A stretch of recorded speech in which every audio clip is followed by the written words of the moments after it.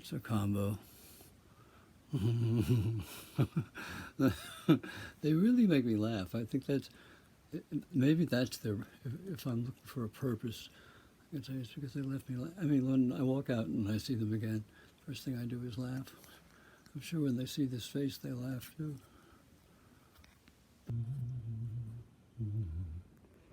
Yeah.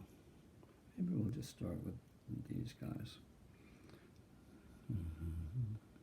Oh, Alan Watts, The Pursuit of Pleasure is what I have on hold. These guys are having a happier time, I think, and I think they know that they're in the same frame. Let's see if they do. And they're vaguely looking over at each other. This one on the left is definitely one here sort of in the middle looking at us, next to another little creature who's looking at us. And then the guy with the long arms who's covering somebody else is seeing the one who's looking at us. In other words, there is a what? There is a kind of implicit or maybe complicit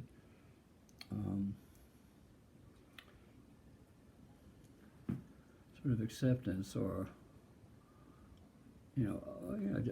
of agreeing that they know where they are and they don't mind being with each other.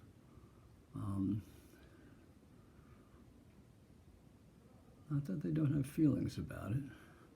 Not that, like, for example, with these guys, we have any idea what the feelings are.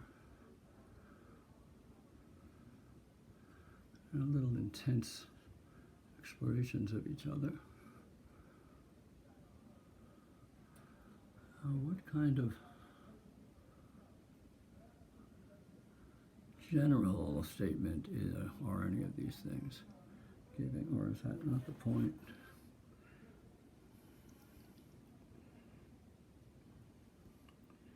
I think what's interesting is that every artist, I'll call myself an artist for the moment, has a style. And mine has proven its self to me because it really can adapt itself to every situation that I kind of drop it into. So I'm glad of that. I don't know that the stuff I did years ago could have made such a complete, or could have agreed so completely to being seen with each other and kind of using each other's power to enhance their own power in some degree. It's another behind my Indian there. This is an interesting thing we got all going up there.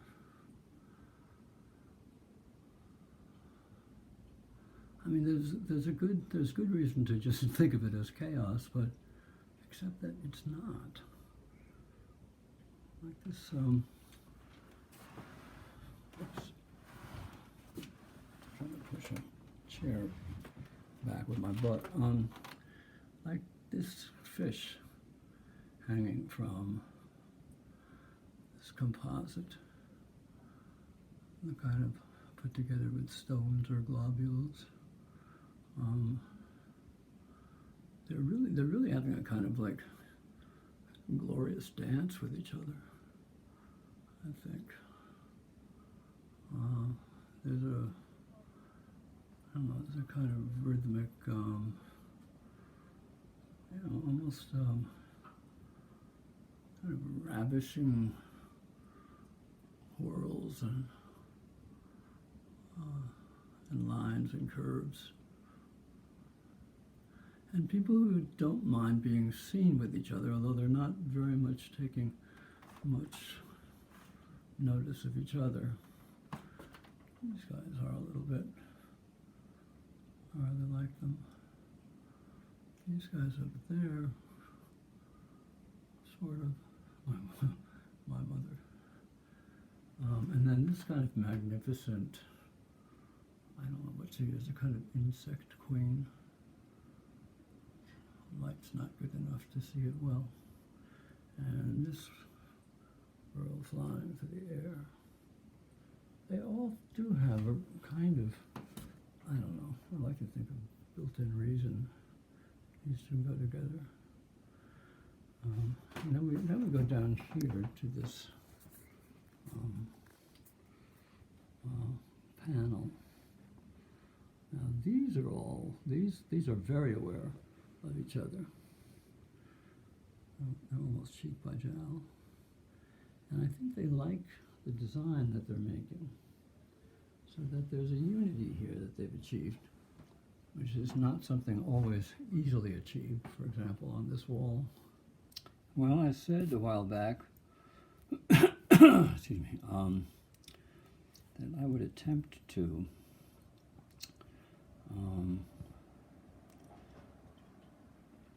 give something of an explanation for these things. The word explanation is a terrible word, and I don't really want to mean it, but I think it will give me a kind of grid to say something. The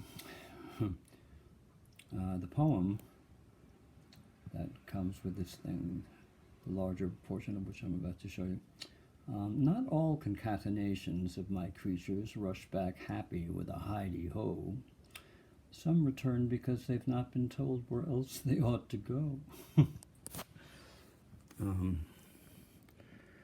And they're a crew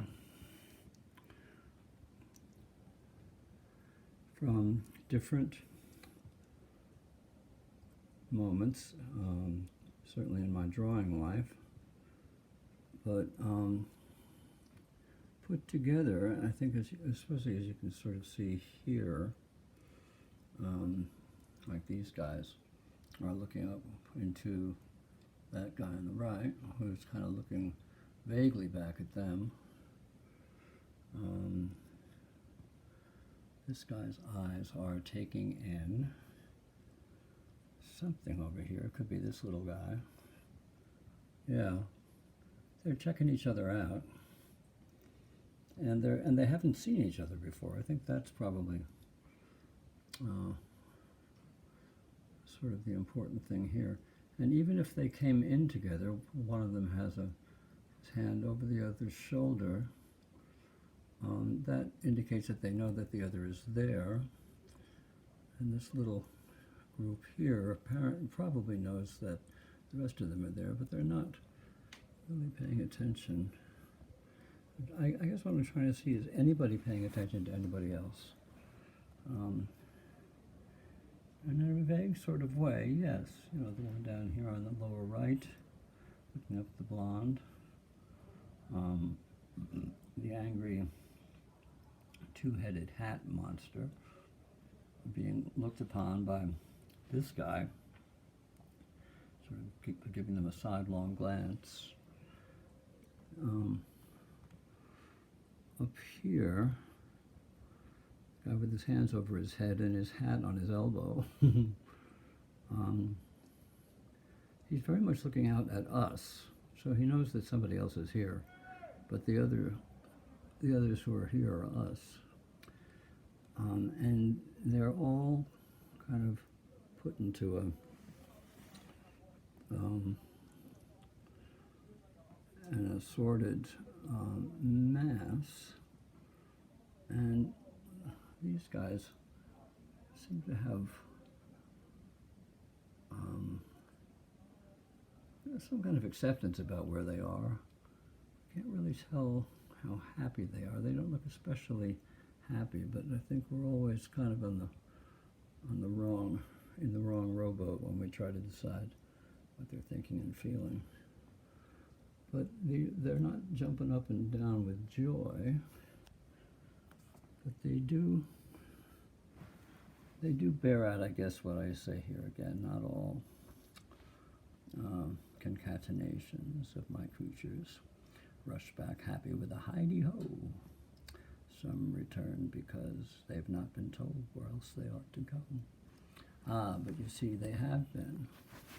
It's to see now. But on a neighboring wall between the kitchen and the living room,